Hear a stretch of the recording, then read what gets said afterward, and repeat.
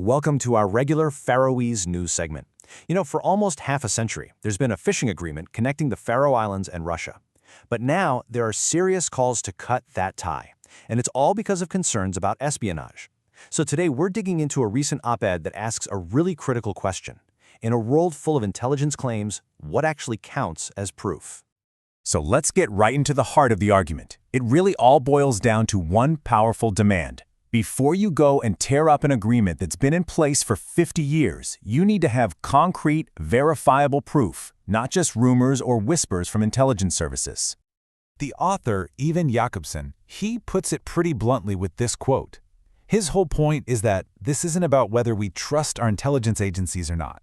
It's about them providing the hard evidence, the proof. And he claims that right now, that crucial proof just isn't there. Now, to justify this kind of skepticism, the op-ed points to what it calls a pattern of intelligence failures. It lists some pretty major international examples, right? Like the false claims about weapons in Iraq and that whole Russia collusion story in the US.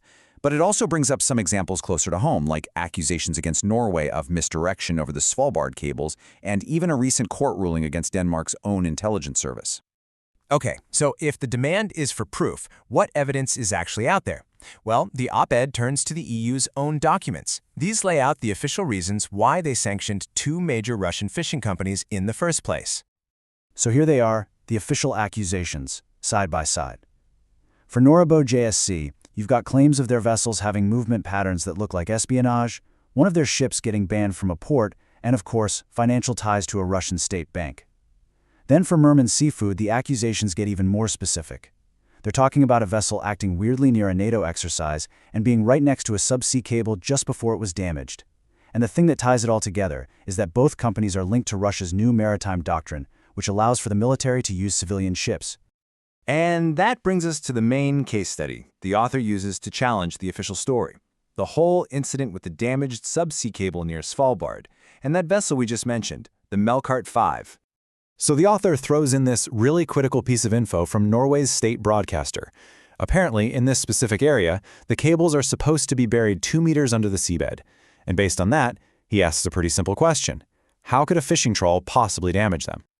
But then, the official timeline just seems to add to the confusion. The cable breaks on January 7th. By March, the Norwegian police have already closed their investigation. And what was the final verdict? They couldn't figure out the cause. For the author, this is a perfect example of ambiguity, right where there should be certainty, and it just fuels his demand for clear, hard proof. Like and subscribe to PAL's Fundamentals for more content like this. Sources linked below.